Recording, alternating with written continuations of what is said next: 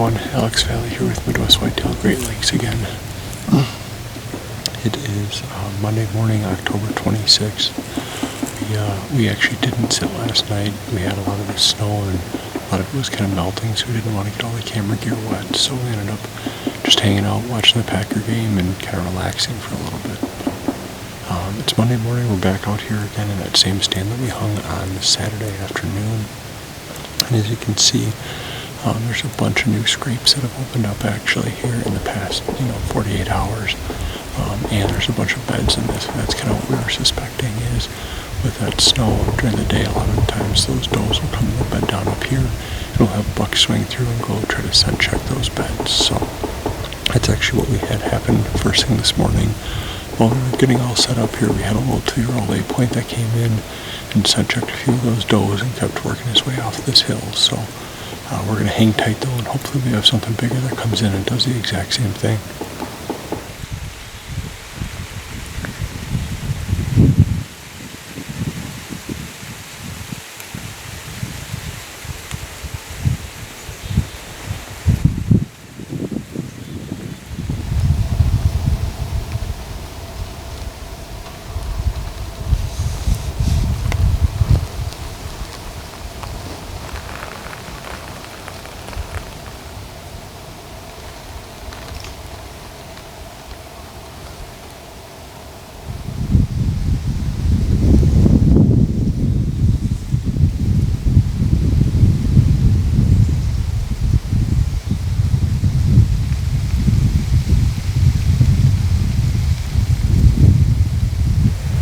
We're starting to run out of camera light here, so we're going to start packing up and heading out in just a few minutes here. But obviously things are only going to be heating up over the next week here. We plan on being out tomorrow for a little while, and then we'll be back after it next weekend. So make sure you check in, make sure if you get a chance you're out in the woods, because things should really start to kick off here in the next few days.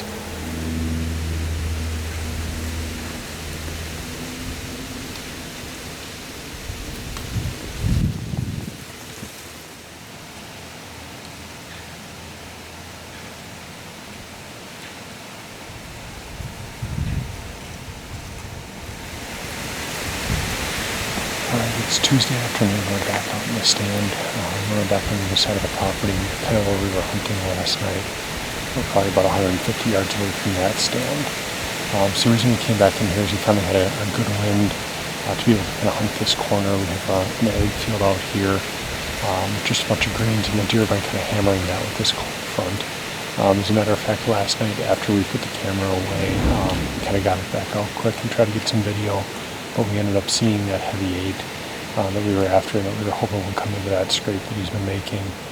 He didn't, and usually I don't hunt one particular scrape like that, but that was kind of he was on a great pattern there. We ended up seeing him and he cut down the hill with a doe and actually went kind of out into this field back over my left shoulder here. So we're hoping that they do the same. We'll need him to come a little bit further this way to be able to get a shot from the stand, but we'll see what happens tonight. We already saw some turkeys and saw one deer moving through, so hopefully this ends up being a good night here.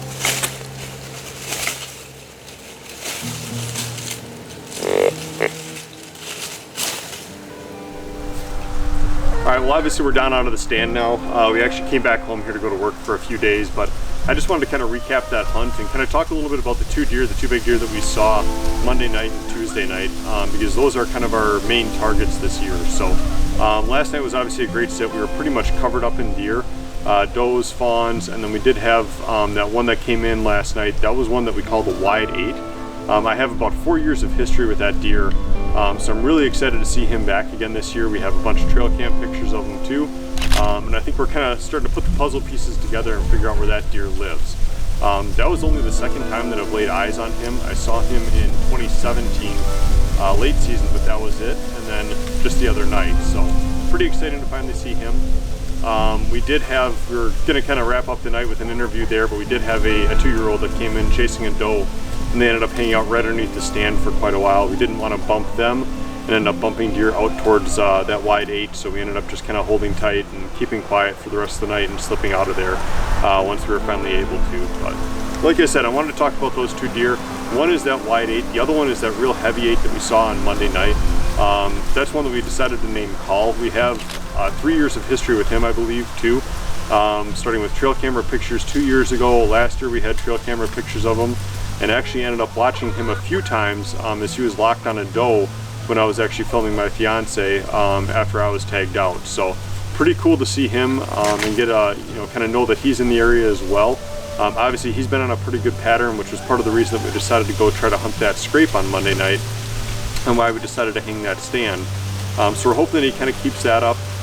He's been popping up all over the cuttybacks pretty much across the farm, so I think he's starting to kind of look for those first few hot does. So we'll be back at it again this weekend, and hopefully we can get a crack at one of those ones.